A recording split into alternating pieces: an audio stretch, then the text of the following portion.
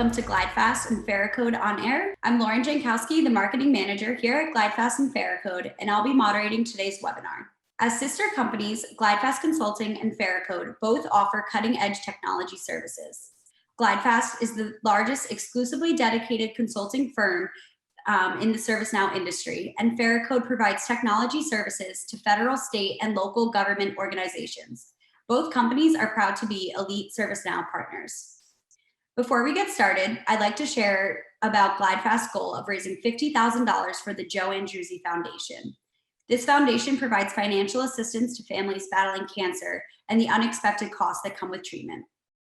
As a cancer survivor himself, GlideFast's very own CEO, Michael Lombardo, has committed to matching up to $25,000, and GlideFast Consulting as a company will also match up to $25,000 for a total donation of $100,000 to help pediatric and adult cancer patients. If you or your company would like to contribute to helping us reach this goal, we will send a link with more information following this webinar.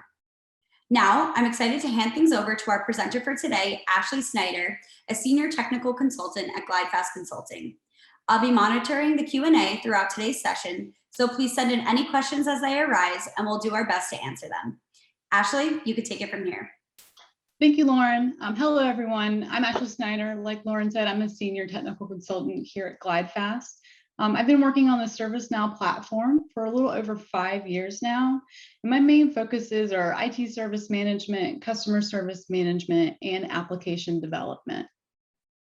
So today, I'm going to present on how to create apps and experiences with App Engine Studio. I'll focus on two features that were included on the Quebec Release. First, I'll discuss app development methods within ServiceNow and App Engine Studio. Then I'll discuss creating an experience and customizing it in UI Builder. Finally, I'll wrap up with some developer tips when working with AES. So there are three main ways to create an app in ServiceNow. I'm going to start with Studio. So Studio wasn't the first method of creating an application within ServiceNow, but the release did coincide with the rise of scoped applications and delegated development.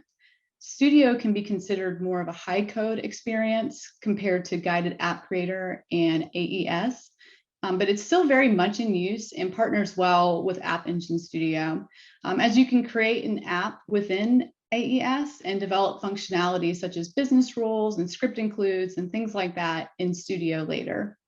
Next, there is Guided App Creator, and it is the first low-code kind of interface found in Studio.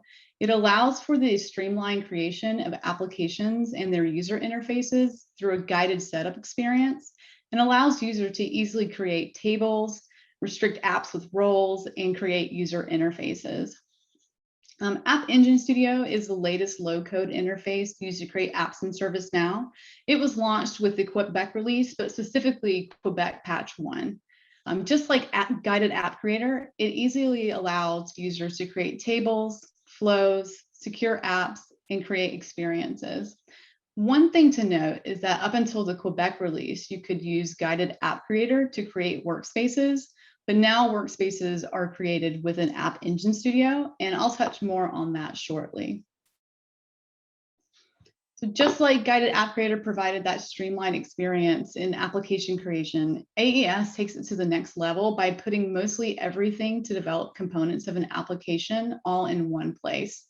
From the AES interface, you can launch an app, add tables and data, create experiences, automate using flows, and secure your application with roles without leaving AES. So let's go ahead and jump into AES and start creating our application. So here I am in my PDI, and what you'll notice is like the first landing page that I see when I log in now is all about App Engine Studio.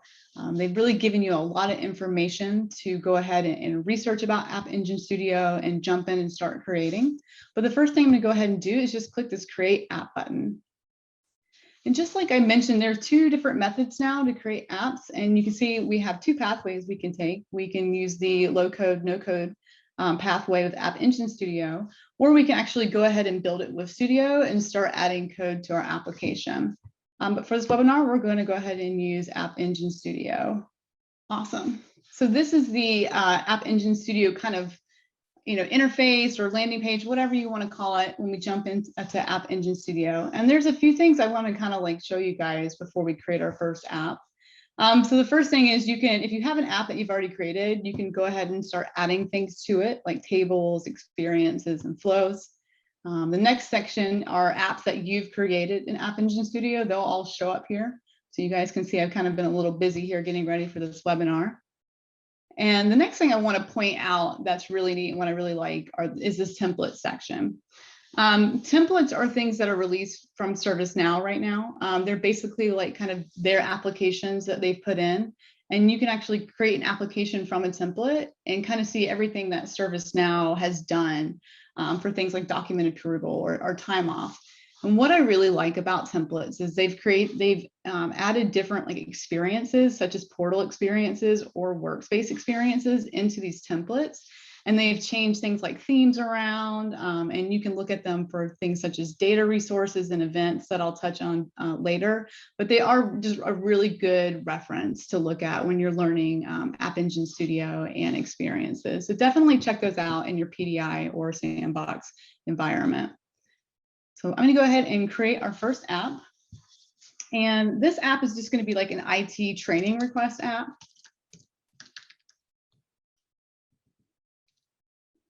I'll go ahead and name the app here and give it a description. And it's going to take it's really a few seconds actually to create the app. It's super fast. And now we're going to go to our app dashboard. Awesome. So here's really the walkthrough of everything we need to create our app. And the first thing that I'm going to do is actually add some tables to the application. So we have some data to work with within our experience. So I'm just going to click this plus symbol right here. And I can upload from a spreadsheet, extend an existing table, or create from scratch. I'm going to go ahead and upload my first table from a spreadsheet because I have some training data that I want to go ahead and put in.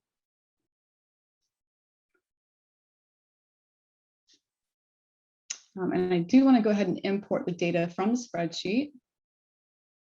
And it takes this is a pretty small table, so it just took a few seconds.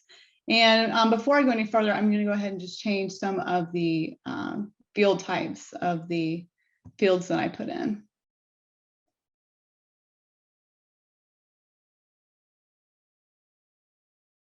Awesome. And we'll go ahead and continue.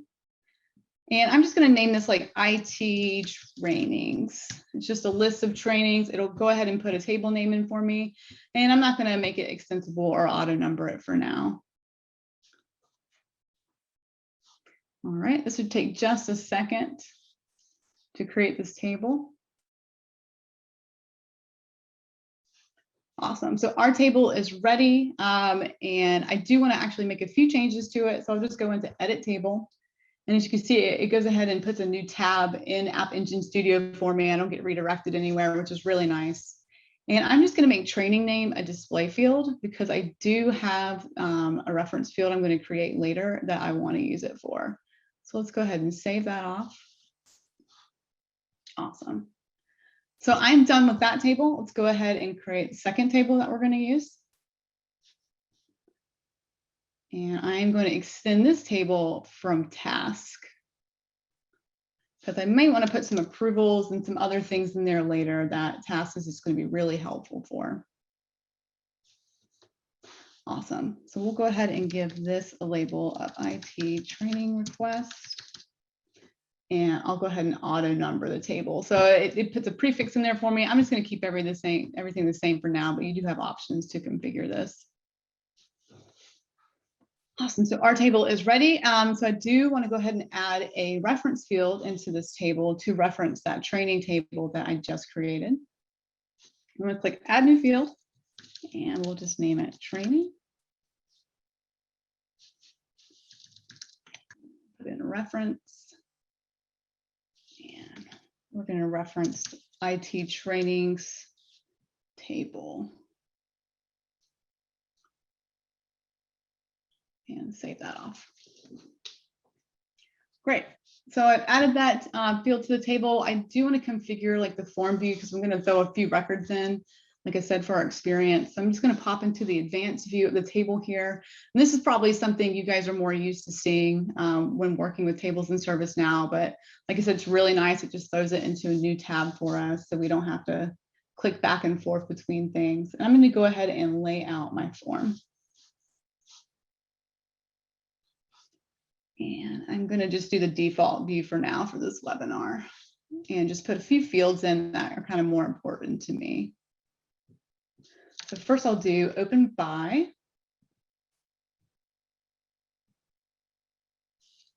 And then I'll do training.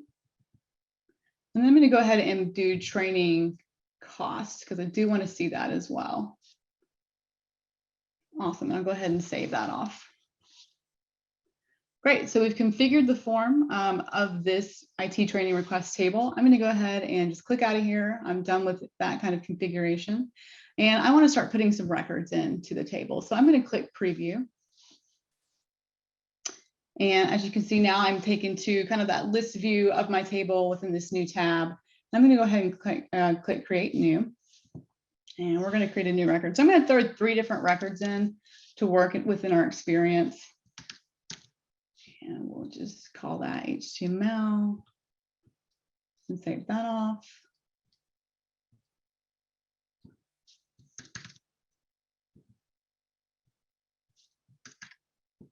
And I'm going to go ahead and close this one just to kind of give us some different record states to work with.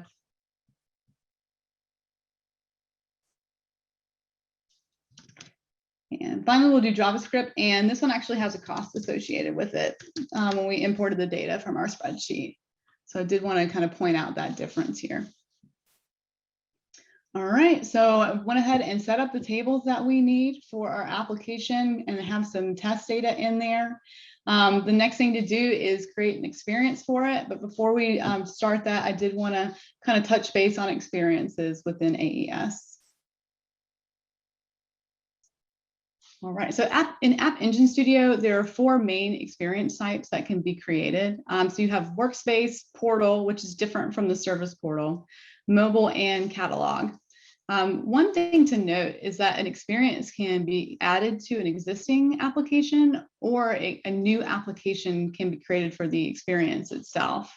A good example of this is the CSM configurable workspace application. It's actually been decoupled from the CSM application, but can reference the underlying data in the CSM app. This is just something interesting to think about if you want to send your front end stuff on different releases or different schedules than necessarily the back end, tables and foundational data that you need. So I did want to mention that. For this webinar, I will focus on workspace experiences. To provide some context, there are 2 different workspace types that exist in ServiceNow. The Orlando Paris release launched the agent workspace, and it allowed for the creation of custom workspaces in Guided App Creator.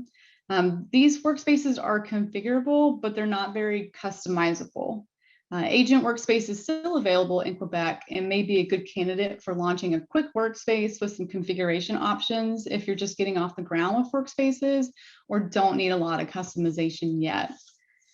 Quebec released workspace experiences, or what I refer to as configurable workspaces, which allows for more customization and configuration and launches with a basic workspace shell. ServiceNow has released a lot of the out-of-the-box components with Now experiences, and I think one of the big draws to this workspace type is going to be the ability to customize the experience further, as well as adding in dashboards to a workspace landing page. So let's take a look at how to create a workspace experience. All right, so we're back in App Engine Studio here, and I'm going to go ahead and just click this little plus button. And as you can see, now I'm presented with an option of which kind of workspace or kind of experience I'd like to create. And you can add more than one experience type to an app. You're not limited to one. I'm going to go ahead and create a workspace experience. And let's go ahead and just give it some information. We'll go ahead and just copy this. And this is a pretty long URL. I'm just going to shorten it. I don't know who would want to type in that long of a URL, but All right, awesome. And the last thing I'm going to do is just add the S&C internal role to it because it's a training request. So I'd like all internal employees at my company to be able to access it. Great. And the next thing I need to do is add the data that's going to go into the workspace. So it's kind of picked up on the tables that I created. And I actually do want the IT training request table to be my primary table. I could add different tables here if I wanted to, and they'll show up in the list view, as you can see right here.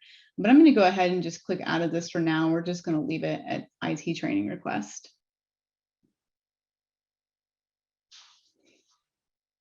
And this will take just a few seconds for it to launch, and we're done.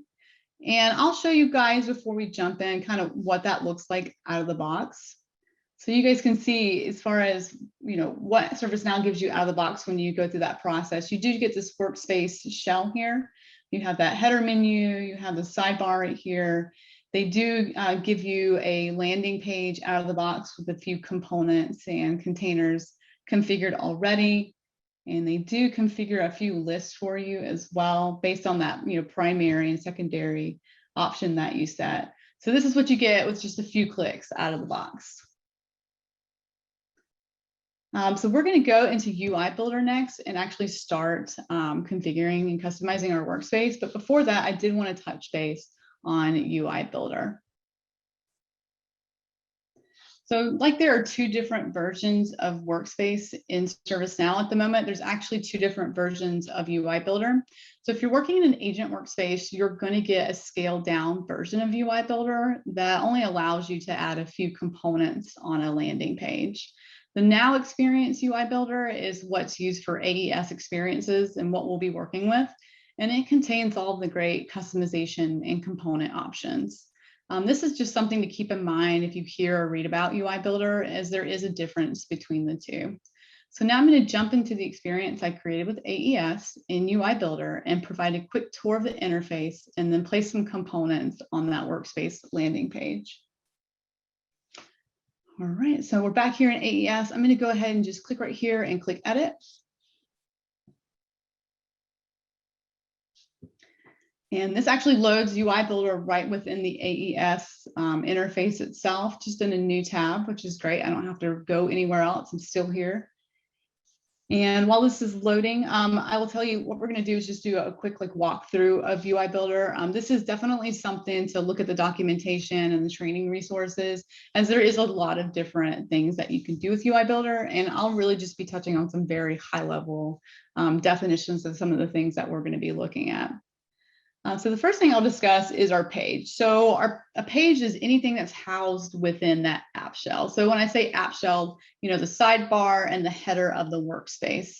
So everything within that is actually going to go in a page. So we have our home page here that ServiceNow gave for us, but they also gave us the list page. So, that list tab thing I showed you, that's actually a page itself, as well as if you were to click into a record. These are all different pages. So just to kind of define what that is and what you can expect when working with UI Builder. And when you're working with pages, you can create different variants or versions of a page. And that's really helpful because let's say that you wanted supervisors to see something different versus agents or fulfillers. You can actually set up a variant of a page. So I could have a whole different homepage or landing page for a supervisor as a variant versus an agent or fulfiller as a variant. I don't have to set up different workspaces for these two different roles now. I can use the same workspace and kind of direct them with some conditions set. So that's just a really helpful thing to have. The next is this content section. So as you can see, we have a few different layers to our page. We have components and we have containers and we have components within containers. So this is just a really helpful thing if you just want to click on something real quick and find it, especially if you have a really layered page here or been working in it in a while. You can just click on something really easily to find that. Looking over here on the sidebar, here's just a list of all your components that ServiceNow provides out of the box. And if you do make custom components, they will show up here as well. Some of my favorites at the moment are the dashboard viewport, and there is a tab set, so you can load different pages within tabs.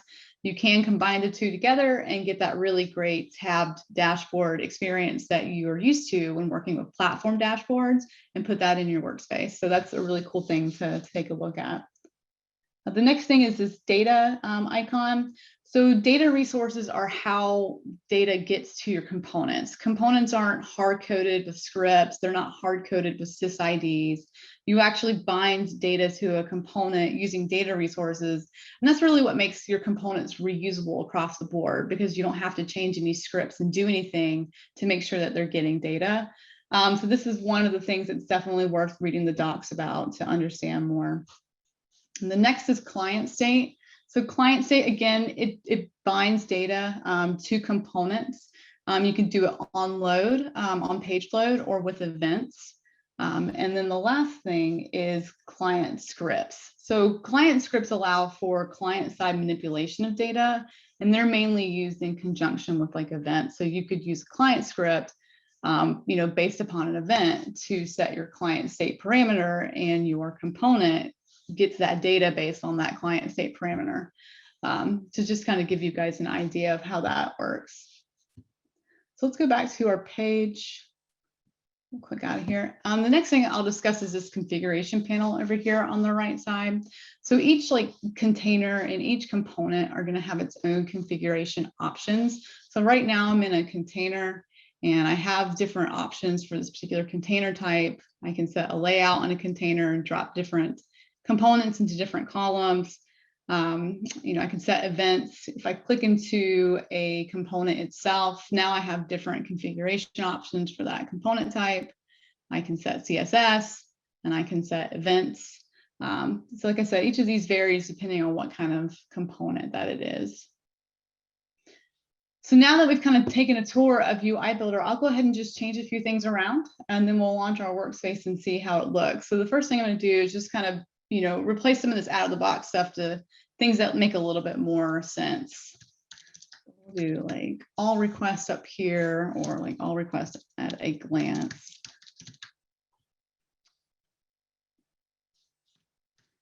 And this is a collapsible container. I'll show you guys what that looks like. There's two different collapsible container types, but this one's pretty neat because you can kind of collapse it up and down. And we'll go ahead and save that off. And let's go ahead and just change this container as well from like my work to just do all requests.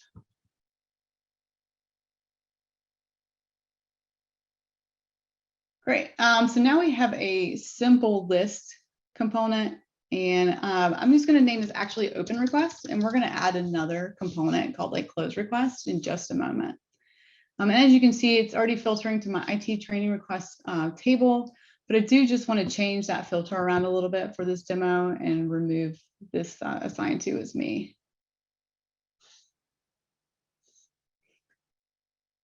All right, and now I can set the columns that show for this. I'm going to go ahead and click out of a few of these that don't make sense. I can rearrange them, which is really nice. I'm going to add a few more that make a little bit more sense. You do have to do these one by one. I kind of wish it was like a slush bucket. It'd make it a little bit faster, but for right now, it's a one by one thing. All right, and I'll just go ahead and kind of rearrange those the way I want. Great. The next thing I'm going to do is just go ahead and show the title and save that off. Great. So what I'm going to do now is just add another simple list component underneath that. I could create like a different container for it and do different layout, but just to make it easy, I'm going to go ahead and throw it in the same container. And we're going to name it close request and filter it to our table. And add our filter of active is false.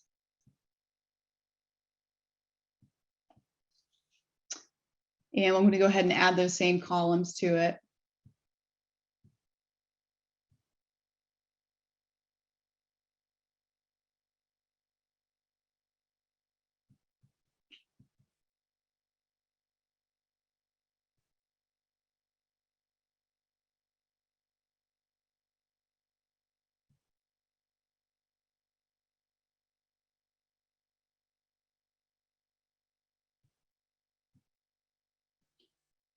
All right, great.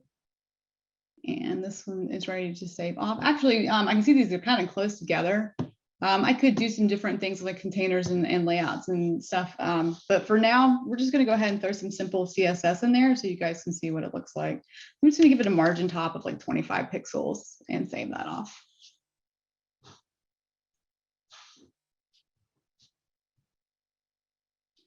Great, so it's going to go ahead and kind of configure that and load up in just a second. So now we can see the new simple list that I just put in. I do want to point out, so ServiceNow went ahead and set up some events for us out of the box. So like when I click on a row in this request widget, it's going to open the record. But when I put the component on the page myself, I don't get that event. So I do have to set that up. That is something to keep in mind when you're working with components, is that more than likely you're going to have to configure the events. So let's go ahead and just configure one. I'm going to do the same thing. When I want to click on a row, I want that record to open. So I'm going to click link to destination, select destination, and we want it to open on the record. And this is where I said kind of looking at what ServiceNow has done is really helpful, because this isn't really anything that I would know off the top of my head as far as setting up the payloads and how to configure that. Perfect. So we're just going to set those two up. And now we've configured our event. Pretty easy. And I'll show you guys that when we do the final run through of our workspace. Last thing I'll do is just change some of these data visualization components. So data visualization, that name kind of came about in Agent Workspace. I just think of it as like a report. It's kind of the same thing to me. But just so you guys know, if you're looking for report widgets in a workspace, it's called data visualization. So it went ahead and it's filtering to my IT and training request table. I do want to go ahead and edit the filters just to kind of show everything, because right now it's assigned to is me. So we're just going to do active is true. And since active is true, I'll name that open request.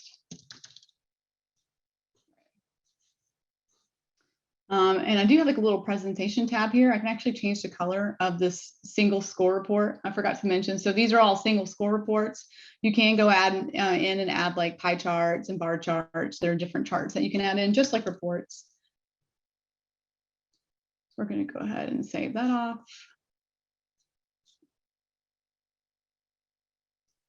And then for the next one, we'll do like close request.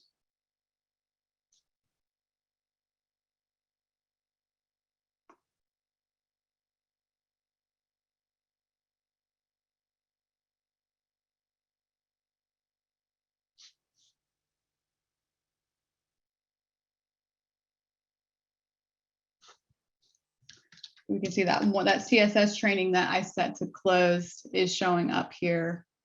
And we can just give this a color. We'll give it like blue or something. There's a lot of different colors you can choose from.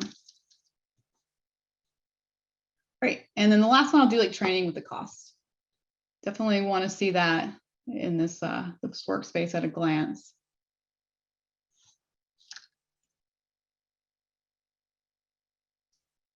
And we'll do greater than and 0. And let's name that training with cost.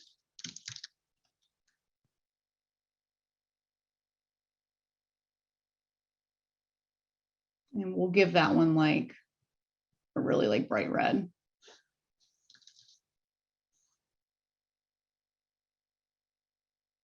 Or whatever red this is. So we'll just save that off. So we went ahead and configured our different data visualizations. Before I actually show you guys this workspace, the next thing I'm going to do is actually add a theme to the workspace.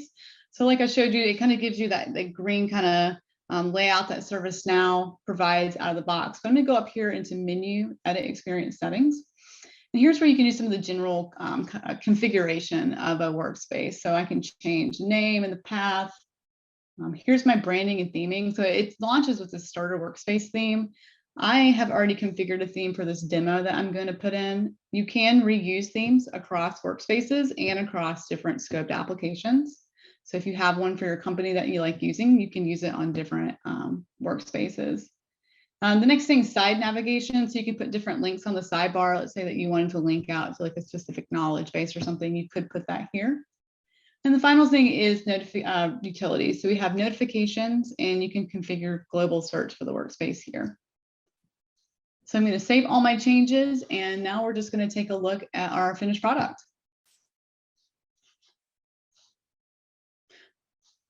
Great, so you guys can see my theme took effect. I added some different blues. I added like a little icon up here. I changed the font. We have a lot of different things that you can change with the theme really quickly to kind of get that really customized feel to your workspace, you know, align with your branding, and just like look a little bit more professional than what you get out of the box. Walking through our landing page, here's that collapsible container I was talking about. So you can expand it and collapse it if you want. We have our different data visualizations that are here.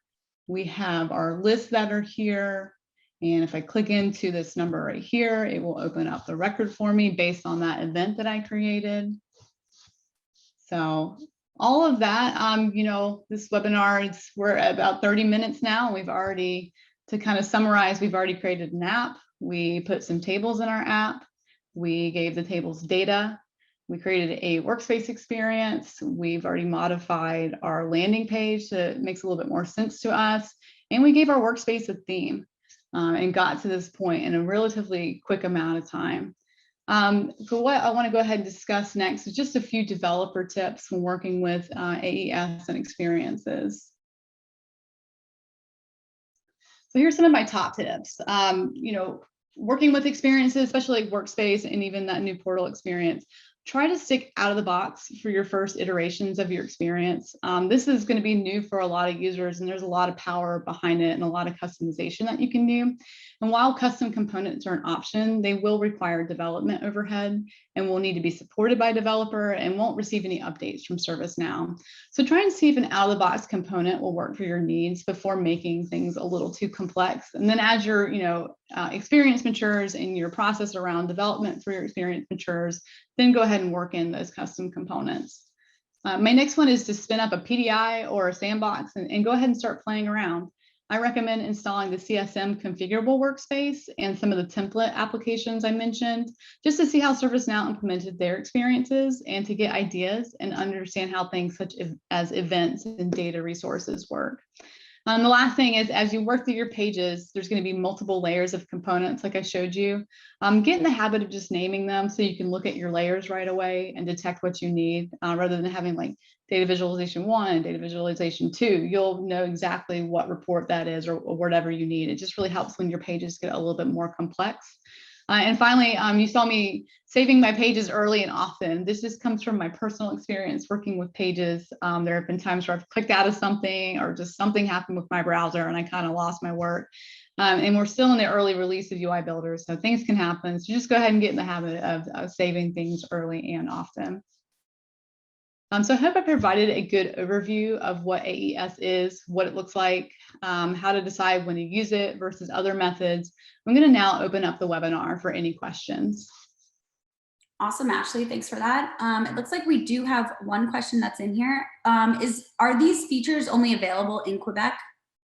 So the features I showed you are only available in Quebec as of Quebec Patch 1. Awesome, thanks. A couple more are coming in. Can I migrate existing workspaces from Orlando and Paris to a configurable workspace? Not that I've seen at this time. I'm not sure if ServiceNow will release this in the future. I know that I've heard them working on things such as porting previous applications over to AES. I haven't heard anything about workspaces yet. So this would be something to take into consideration if you are on Quebec or planning to move to Quebec shortly and you're wanting to develop a workspace. I know we've had some customers at GlideFast that have kind of been presented this scenario, and they went ahead and went with the agent workspace with the understanding that they'll know they'll have to rebuild in the future. So if you do choose to go that route, just document what you've done on the agent workspace and any configurations that you've made so you can easily create stories from them when you're moving over to your configurable workspace. Awesome. And then talking about AES, someone just asked, is there anything you have found that you cannot do in AES? That's a good question. So kind of going through AES myself, I have found a few things that that I just can't do in AES. I think for a lot of, use cases, and definitely for a lot of out of the box use cases, it's going to meet most needs. But I have seen if you're working with like more advanced catalog items, or if you're customizing, more complex workspaces and portal experiences, you may need to jump out of AES and even UI Builder sometimes to kind of do more traditional development, such as like looking at the backend code, or there are some variable types that just aren't available for catalog items within AES that are still available within the platform view. So there are going to be a few things that you will come across, but I think for most scenarios, it'll meet most customers' needs. Awesome. And then coming off that, someone just asked, is it a better version of existing Developer Studio or separate from that? So my experience with Guided App Creator, I think it's a better version of Guided App Creator. I would say for Studio, I don't think it's better. It's just different.